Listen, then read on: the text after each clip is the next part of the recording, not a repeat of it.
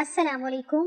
मेरी 14 साला हसीन साली कुछ दिनों के लिए हमारे घर रहने आई। मैं जिसे बच्ची समझ रहा था वो तो पूरी आग निकली। मेरी बीवी अस्पताल में अपनी माँ के साथ दाखिल थी, इसीलिए मेरी सास रात को मेरी साली को मेरे पास छोड़ गई। मैंने उसे बच्ची समझकर अपने साथ सुला लिया कि कहीं वो नए घर में डर ना जाए, लेकिन उसने तो आधी रात को मेरे साथ ही बेड पर रात के 12 बजे के करीब मेरे कमरे के दरवाजे पर दस्तक हुई तो मैं जान गया कि मेरी साली निदा ही होगी, क्योंकि वो इस वक्त पूरे घर में अकेली थी और वो पहली दफा हमारे घर रहने के लिए आई थी, तो शायद उसे रात के इस पहर डर लग रहा था। जैसे ही मैंने दरवाजा खोला तो ये देखकर मेरी हैरत की इंतहा ना रही कि वो नीम बरहना सी नाइटी पहने दरवाजे पर खड़ी थी। मुझे देखते ही कहने लगी कि अरशद भाई, मुझे आपके घर में बहुत खौफ महसूस हो रहा है, क्या मैं रात आपके साथ आपके कमरे में गुजार सकती हूँ? मेरी नजर में तो निदा एक 14 साल की बच्ची थी, लेकिन मैं पहली बार उसे यूं देख रहा था। वो तो किसी गुलाब की कली की तरह तरोताजा थी। 14 साल की उम्र में ही उसका बदन भरपूर जवान हो गया था। कमरे में मध्यम रोशनी होने के बावजूद भी नीम बरहना नाइटी में उसके जिस्म का हर हिस्सा वाज़ेह नजर आ रहा था। वो मेरी बीवी की छोटी बहन थी। यही सोचकर मैंने उसके वजूद से नजर चुराई और उससे सोने के लिए सोफे पर तकिया रख कर दे दिया और खुद बेड पर लेटकर मोबाइल चलाने लगा। मेरी शादी को 5 साल होने वाले थे और मेरी शादी के वक्त निदा एक 9 साल की बच्ची थी। मेरा अपने ससुराल बहुत ही कम जाना होता था, इसीलिए मैं निदा को अभी तक बच्ची ही समझ रहा था। लेकिन मुझे क्या खबर थी कि वो तो पूरी कयामत बन चुकी है। मैं मोबाइल में मगन था और निदा सोफे पर भी चैन लेती थी। रात के उस पहर मोबाइल पर भी एक से बढ़कर एक सामान सामने आ रहा था, जिसकी वजह से मेरे सोए हुए जज्बात जाग रहे थे। मैंने रात को आवाज देकर पूछा कि कोई मसला है क्या? निदा कहने लगी कि अरशद भाई, ये सोफा बहुत छोटा है और मेरे पाँव सोफे से बाहर जा रहे हैं, जिसकी वजह से मैं सही तरह से लेट नहीं पा रही। निदा की बात सुनकर मैंने कहा कि ठीक है, तुम बेड पर आ जाओ, मैं सोफे पर बैठ जाऊंगा। निदा जैसे ही बेड पर आई तो मैं अपना तकिया लेकर उठने लगा, लेकिन निदा ने मेरा हाथ पकड़कर रोक लिया और कहने लगी कि अरशद भाई, आप क्या सारी रात बैठे ही रहेंगे? मेरे साथ यहीं बेड पर सो जाएं, मुझे कोई परेशानी नहीं होगी। मेरे लिए निदा के जिस्म से नजरें हटाना मुश्किल हो रहा था। मैंने बहुत मुश्किल से निदा की बात मानकर दूसरी तरफ करवट बदली और मोबाइल चलाने लगा। मुझे पता ही नहीं चला कि कब मेरी आंख लग गई। अभी मुझे सोए हुए कुछ देर गुजरी थी कि अचानक ही मेरी आंख खुली और मेरे रोंगटे खड़े होने लगे। मैं सोच भी नहीं सकता था कि जिसे मैं एक कम उम्र बच्ची समझ रहा था वो तो पूरी शराब है। हर गुजरते पल के साथ मेरे दिल में जज्बात का तूफान ठाटे मारने लगा था, लेकिन मैं बहुत मुश्किल से खुद पर काबू पा रहा था। लेकिन फिर निदा ने मेरे साथ कुछ ऐसा किया कि मेरे कदमों तले जमीन निकल गई और ना चाहते हुए भी मैं उसकी बात मानने पर मजबूर हो गया। मेरी और सबा की शादी को 5 साल गुजर चुके थे और इन 5 सालों में ऐसा कोई दिन नहीं था जब सबा ने मेरी खिदमत में कोई कसर छोड़ी हो। मेरी और सबा की पहली मुलाकात कॉलेज में हुई थी और हम दोनों एक दूसरे को पहली ही नजर में पसंद आ गए थे। हम दोनों के प्यार मोहब्बत का सिलसिला बढ़ते बढ़ते शादी तक पहुंच गया था। जब मैंने अपने घर वालों को सबा के मुतालिक बताया तो मेरी माँ ने ये कहकर इनकार कर दिया कि खानदान से बाहर वो किसी सूरत मेरी शादी नहीं करेंगी। लेकिन मैं सबा की मोहब्बत में इतना आगे बढ़ चुका था कि वापसी का कोई रास्ता मुमकिन नहीं था। उसके बगैर तो एक पल भी गुजारा करना मुश्किल था। हम दोनों अपनी ही मोहब्बत में सारी हदूद पार करते हुए तमाम रिश्ते कायम कर चुके थे। कॉलेज में जाने के बाद हम दोनों एक दूसरे का हाथ पकड़कर वापस बाहर निकल जाते और कॉलेज के पीछे बने हुए छोटे छोटे होटलों में एक दूसरे के साथ वक्त गुजारते। मैंने अपनी माँ को मनाने की बहुत कोशिश की, लेकिन वो किसी भी सूरत में इस शादी के लिए राजी न हुई और मैंने सबा के साथ बात कर शादी कर ली। जब मेरे माँ बाप को इस बारे में इल्म हुआ तो उन्होंने मुझे घर से ही निकाल दिया, क्योंकि मैं कोई नौकरी नहीं करता था और न ही मेरी कोई कमाई थी। और जब सबा के घर वालों को इस बारे में पता चला तो वो भी हमारी शादी के खिलाफ हो गई और वजह यही थी कि मैं कुछ भी नहीं कमाता था। बहुत मुश्किल से मैंने सबा के घर वालों को राजी किया, लेकिन सबा के घर वालों ने हमसे मिलना जुलना खत्म कर दिया था। काफी अरसे तक मैं और सबा फाकों वाली जिंदगी गुजारते रहे, लेकिन जैसे ही मेरी नौकरी लगी और मेरे हालात कुछ बेहतर हुए तो सबा ने अपने घर वालों से मिलना जुलना शुरू कर दिया। लेकिन अब वो लोग मुझे बिल्कुल भी पसंद नहीं थे, क्योंकि जब मुश्किल हालात थे तो उन्होंने मुझे नहीं अपनाया था और इसीलिए मैं सबा के घर न जाने के बराबर जाता था, साल में 1 या 2 दफा। इसीलिए मैंने सबा की छोटी बहन निदा को कभी सही से देखा भी नहीं था। न ही मैं इस बात से वाकिफ था कि वो अब 14 वर्ष की एक खूबसूरत लड़की बन चुकी है। खुदा ने हमें औलाद की नेमत से कई सालों तक महरूम रखा था और बहुत ज्यादा इलाज कराने के बाद अब सबा हमारे बच्चे को जन्म देने जा रही थी। मेरे घर वाले तो थे नहीं, इसीलिए मजबूरन मुझे सबा की माँ को बुलवाना पड़ा और जब हम सबा को अस्पताल लेकर गए तो डॉक्टर ने बताया कि सबा को 1-2 दिन अस्पताल में दाखिल रहना पड़ेगा। प्रेगनेंसी के इस अरसा में सबा को बहुत सी बीमारियां हो चुकी थी, اس لیے اس کا کیس کافی مشکل تھا۔ صبا کے والد کہیں شہر سے باہر گئے ہوئے تھے، اس لیے صبا کی والدہ نے اس کی چھوٹی بہن کو میرے پاس ہمارے گھر میں چھوڑ دیا، کیونکہ وہ اسے اکیلا نہیں چھوڑ سکتی تھی۔ میں بہت عرصے بعد صبا کی بہن ندا کو پہلی دفعہ دیکھ رہا تھا اور میں اس کو دیکھ کر حیران رہ گیا تھا۔ میں تو صبا کی خوبصورتی کا ہی دیوانہ تھا، لیکن اس کی چھوٹی بہن تو اس سے کہیں زیادہ خوبصورت تھی اور اسے دیکھ کر میں صبا کو بھول گیا تھا۔ ندا نے صبا کی غیر موجودگی میں گھر کے سارے کام کاج بہت اچھے سے کیے اور مجھے بالکل محسوس نہیں ہوا کہ صبا گھر میں نہیں ہے۔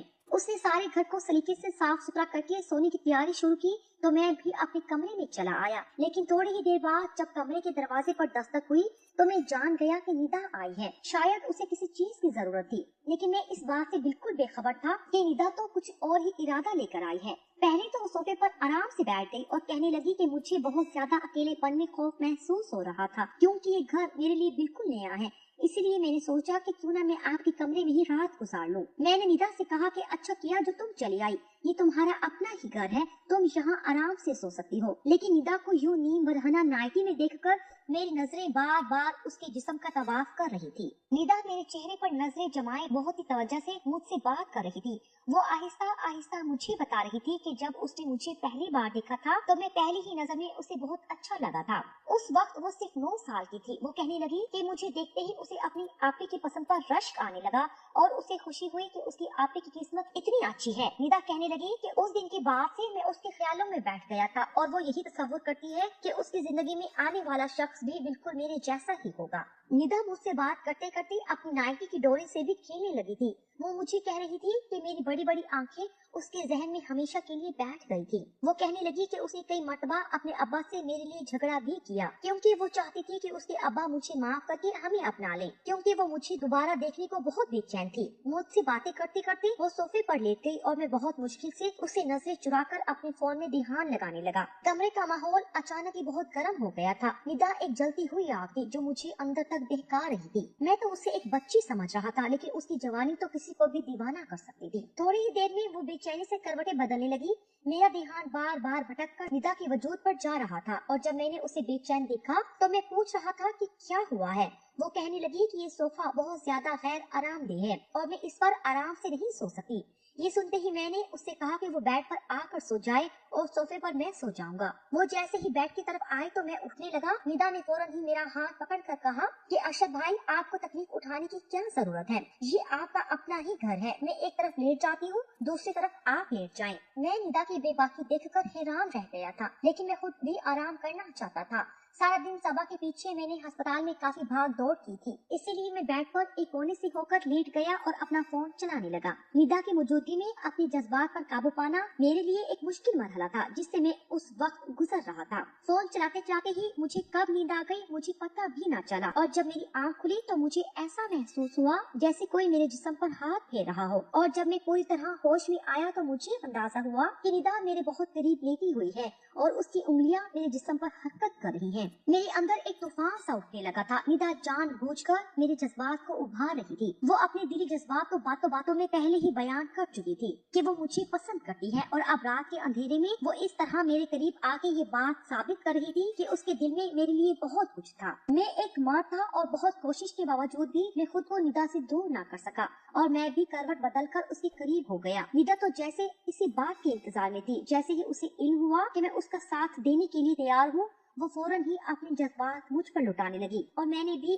اس کے ہر جذبے کی خوب پذیرائی کی۔ جب ہم دونوں اپنا مقصد حاصل کر چکے تو ندا نے اپنے فون میں میرے ساتھ ہماری کئی تصاویر کھینچی جن میں ہم دونوں ایک دوسرے کی باہوں میں تھے۔ ہم دونوں ہی بے حجاب تھے۔ میں نے ندا سے کہا کہ اس طرح کی تصاویر فون میں نہ لے، لیکن ندا کہنے لگی کہ جب میں اس کے ساتھ نہیں ہوں گا تو وہ میرے ساتھ ان تصاویر کو دیکھ کر اپنے بیتے ہوئے پلوں کو یاد کرے گی۔ میں اس کی ایک ایک ادا پر فدا ہو گیا تھا۔ وہ پوری طرح اپنی جوانی مجھ پر لٹا چکی تھی۔ اس کا نرم و نازک گلاب جیسا کھلتا بدن مجھے مدہوش کر گیا تھا، اور میں یہ تک بھول گیا تھا کہ میری محبوب بیوی اس وقت تکلیف کی حالت میں ہسپتال میں داخل ہے اور وہ کبھی بھی میری بچی کو جنم دے سکتی ہے۔ ندا کے ساتھ رات گزار کر میں ایسے مسرور تھا جیسے کوئی قلعہ فتح کر لیا ہو، لیکن مجھے کیا خبر تھی کہ یہاں سے میری بربادی کا آغاز ہونے والا تھا۔ جیسے ہی میں ہسپتال جانے کے لیے نکلنے لگا، ندا نے مجھے آواز دے کر روکا اور میرے قریب آ کر مجھے اپنی باہوں میں بھر لیا اور مجھے چومتے ہوئے کہنے لگی کہ آپ جاتے جاتے مجھے کچھ پیسے دے جائیں، مجھے بازار جانا ہے۔ ندا کی بات سنتے ہی میں نے بٹوے سے ہزار کی 5 نوٹ नोट निकाल कर निदा के हवाले किए।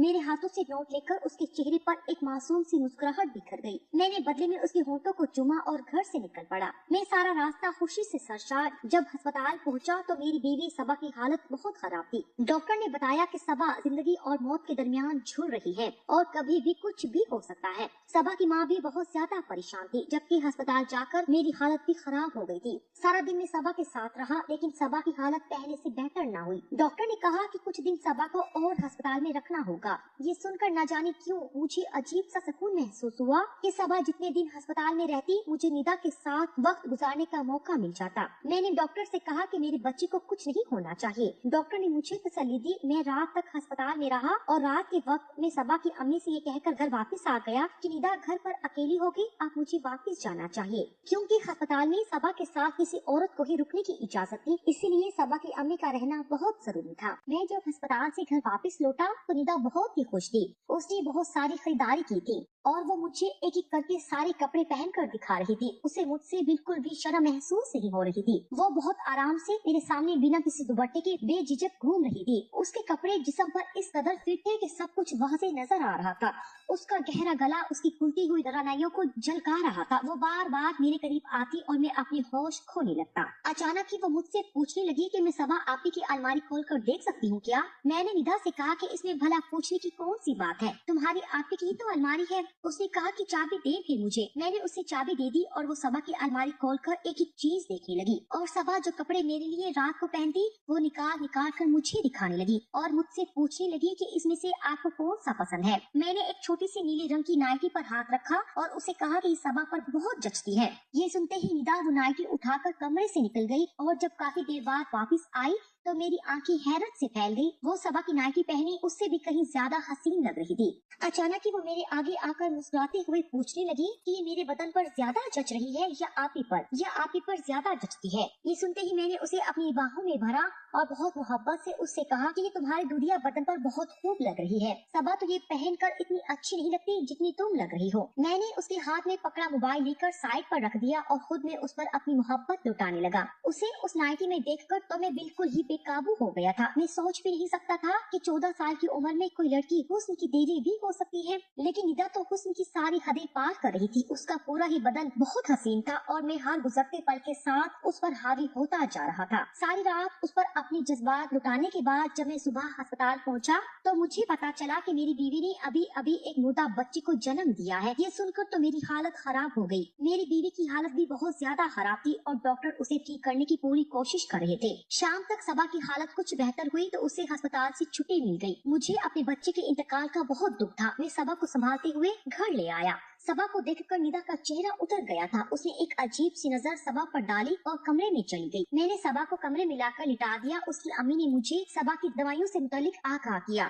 मैं सबा की अम्मी के साथ वही लाउंज में बैठा उनकी बात सुन रहा था कि जब मैंने निदा को सबा के पास जाती हुई देखा मुझे कुछ खौफ महसूस हुआ, लेकिन मैं जानता था कि निदा ऐसी कोई बात सबा के आगे नहीं कहेगी। थोड़ी देर में निदा वापस आई और अपनी माँ से कहने लगी कि चले अम्मी अब हम घर चलते हैं, और वो दोनों अपने घर वापस चले गए। मैंने निदा को आखिरी बार अलविदाई नजरों से देखा क्योंकि मैं जानता था कि अब हम दोनों का मिलना बहुत मुश्किल है। निदा को जाता देख मैंने एक ठंडी आह भरी थी। थोड़ी देर बाद जब मैं दूध का गिलास लिए अपने कमरे में पहुंचा तो सबा गुमसुम सी बैठी हुई थी। मैंने उसे कहा कि कोई बात नहीं, अगर एक औलाद चली भी गई तो हमें अल्लाह दोबारा औलाद से नवाजेगा। मेरी बात सुनकर सबा ने मुझे बहुत अजीब नजरों से देखा और कहने लगी जो मैंने खो दिया है उसे दोबारा पाना मुमकिन ही नहीं। सबा के लहजे ने मुझे चौंका दिया था। मैं उसके आगे ही बैठ गया और उसे कहने लगा कि ऐसी बात क्यों कर रही हो। सबा कहने लगी कि निदा मेरी सगी बहन नहीं है बल्कि वो मेरी फूफो की बेटी है जिसे फूफो के इंतकाल के बाद अब्बा हमारे घर ले आए थे। लेकिन निदा को बचपन से ही मुझसे बहुत नफरत थी क्योंकि घर में हर चीज मेरी थी और उसे हर वो चीज चाहिए होती जो मेरे पास होती। अब्बा ने कभी उसे किसी चीज की कमी महसूस न होने दी,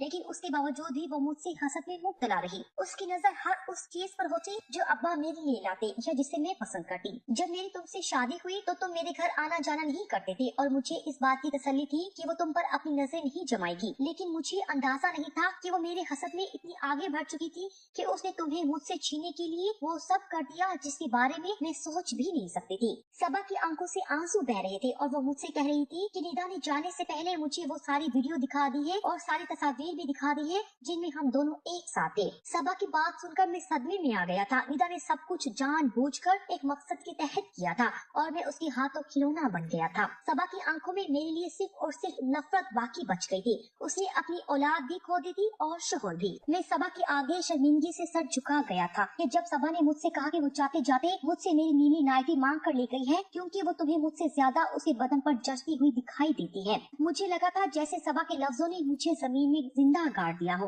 वक्त जज्बात के हाथों में मैं अपनी पूरी जिंदगी हार गया था और अब कभी सबा के आगे नजर उठाकर जिंदगी नहीं गुजार सकता था। निदा ने कुछ ही वक्त बाद मुझे ब्लैकमेल करने का सिलसिला शुरू कर दिया था। वो मुझसे हर बार एक बड़ी रकम का तकाजा करती और मेरे न देने का कहने पर मेरी तस्वीर वायरल करने की धमकी देती। मैं जिसे 14 साल की एक सीधी सादी मासूम बच्ची समझ रहा था वो दरअसल एक फितना थी जिसने मेरी पूरी जिंदगी बर्बाद करके रख दी थी। मेरा और सबा का ताल्लुक बिल्कुल मुर्दा हो गया था क्योंकि सबा अब मुझे सिर्फ और सिर्फ नफरत की निगाह से देखती थी।